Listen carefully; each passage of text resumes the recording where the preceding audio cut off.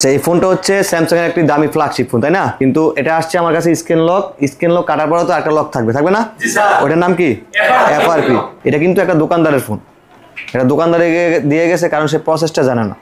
তার কাছে আনলক টুল আছে, যে টুল দিয়ে আমি কাজ করবো সেই টুলও আছে, যে তার কাছে কম্পিউটার আছে এবং তার কাজেরও মেয়াদও মোটামুটি অনেক দিন, মিজান স্যারের সময়ের মতো কাজ করে। কিন্তু তার কাছে মনে হলো যে এটা সে পারবে না, কিন্তু সে পারতো যদি চেষ্টা করতো। তাহলে প্রথমত আমাদের কি করতে হবে? এটা স্ক্রিন লক কাটবে। স্ক্রিন লক কাটতে কোনো কম্পিউটার লাগবে?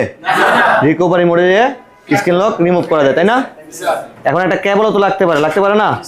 কেন লাগবে? রিকভারি মোডে যাওয়ার জন্য একটা ভোল্টেজ এই ফ্ল্যাগশিপ ফোনগুলো লেগে থাকে, সেটা হতে পারে 0.6, 1.8। অনেকেই এই মিস্টেকটা করে যে কেবল সারা রিকভারি মোডে যাওয়ার জন্য ট্রাই করে, বাট যায় না, বারবার মিস্টেক হয়। তাহলে আমরা আগে কেবলটা কানেক্ট করে নিলাম, হ্যাঁ, ধরে নিলাম, চার্জ দিলাম, এই যে চার্জ হইতেছে এখন, ঠিক আছে? এখন এটা স্ক্রিন লক জানি না, অফ করা যাবে নর্মাল ভাবে?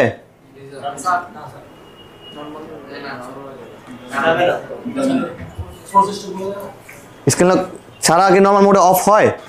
অফ হবে না। তাহলে আমাকে এটা কি করতে হবে? ফোর্স স্টপ করতে হবে। কিভাবে?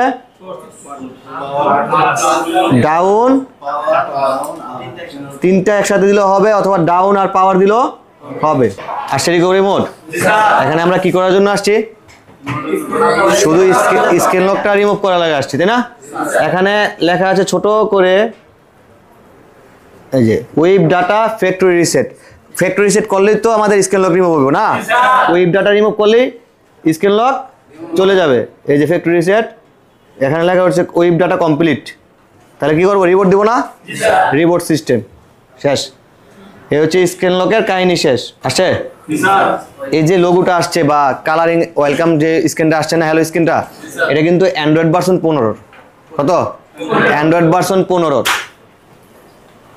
আর আগে যে 14 বা 13 বা 12 ছিল, ওগুলা কিন্তু ছিল হোয়াইট কালার। এগুলো চিনে রাখতে হবে কালারগুলো। এই যে জিমেল চাইছে, জিমেল তোমরা জানি না, এখানে নেক্সটে ক্লিক করলে যাবে? যাবে না। এখানে স্কিপও নাই, না? তারপর জিমেলও জানে না কাস্টমার। এখন আসেন মেইন কাজে। স্ন্যাপড্রাগন কি সিপিইউ প্রকাশ করে? কোয়ালকাম সিপিইউ হলে কি মোডে কাজ করতে হবে? ইডিএল মোডে। তাহলে এই ফোনটাকে এখন ইডিএল করতে হবে, তাই না? এটা ফ্ল্যাগশিপ ফোন, ফ্ল্যাগশিপ ফোনে ইডিএল পয়েন্ট হয় না, এটা কেবলের মাধ্যমে অটো ইডিএল হয়ে থাকে। সে একটা কেবল আপনি চাইলে মেক করে নিতে পারেন অথবা কিনে নিতে পারেন, মার্কেটে পাওয়া যায়। আমরা মেক করে নিচ্ছি, হ্যাঁ, সুইচিং করিনি। এটা শুধু ইডিএল এ কাজ করবে, আর নর্মাল কেবল তো একটা লাগানো আছে না? দুইটা কেবলই লাগবে কাজ করার জন্য। এখানে কেবল কানেক্ট করলেই অটো ইডিএল হবে না। অটো ইডিএল নিতে হলে এখানে কিছু প্রসেস আছে, যেমন বাটন, ভলিউম ডাউন আপ বাটনগুলো আছে না, এর মাধ্যমে ইডিএল হয়। আমাদের আগে যে সিস্টেমটা ছিল, এটা ছিল শুধু ডাউন বাটনে প্রেস করলেই হতো। তারপরে টাইমিং একটা ব্যাপার স্যাপার আছে। এটার সিস্টেমটা হচ্ছে শুধু কেবল কানেক্ট করার আগে, যেমন আমি ভলিউম আপ আর ডাউন একসাথে হোল্ড করে কেবল কানেক্ট করে ডাউনলোড মোডে যেতাম না, ঠিক সেরকমভাবে একইভাবে হোল্ড করব, কেবল কানেক্ট করব, 1 সেকেন্ড 2 সেকেন্ড থাকবে, তারপর ছেড়ে দেবো। ছেড়ে দেওয়ার সাথে সাথে মাইনাস বাটনটা যত 7 থেকে 12 বারের মতো প্রেস করা লাগবে, তাড়াতাড়ি করে, স্লো করা যাবে না, হ্যাঁ? যদি সেটে চার্জিং লোগো চলে আসে তাহলে সেট মোড চেঞ্জ হয় না। আর যদি কোনো মোডে কোনো চার্জিং লোগো না আসে, কোনো স্যামসাং এর ব্র্যান্ড লেখা না আসে, তাহলে সেটের মোড চেঞ্জ হয়ে গেছে, ঠিক আছে? তারপর নর্মাল কেবল লাগালে এখানে কোয়ালকাম লেখা চলে আসতে পারে। দেখি একবার, হ্যাঁ, সেট টোটালি অফ না? Totally off. এখন ভলিউম আপ ডাউন হোল্ড করলাম, ঠিক আছে? কেবল কানেক্ট করলাম এবং ছেড়ে দিলাম এবং মাইনাস হোল্ড, মাইনাস প্রেস। যদি এখন চার্জিং লোগো না আসে তাহলে মোড চেঞ্জ হওয়ার সম্ভাবনা আছে। চার্জিং লোগো আসছে না? আসে না। এখন আমি নর্মাল কেবল একটু লাগাই দেখি, আসছে? এখানে কোয়ালকাম পাচ্ছে, তাহলে মানে আমার এটা ইডিএল হয়ে গেছে, তাই না? এখন কাজ হচ্ছে এফআরপি। কি কাজ? এখানে লেখা আছে ইরেজ এফআরপি লেখা আছে, তাহলে এখানে ক্লিক করেন, কাজ শেষ। তাহলে এটা কমপ্লিট হয়েছে না? ইরেজ এফআরপি ডান, ওকে না?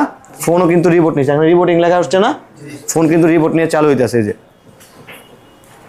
এখন দেখবো আমাদের এফআরপিটা থাকে কিনা, হ্যাঁ, শেষ। তাহলে এইসব কাজগুলো করতে বেশ ঝামেলা, আরো ইজি। যত স্মার্টফোন হবে, যত ফ্ল্যাগশিপ হবে, যত দামি হবে, অত কাজের সিস্টেমটা ইজি।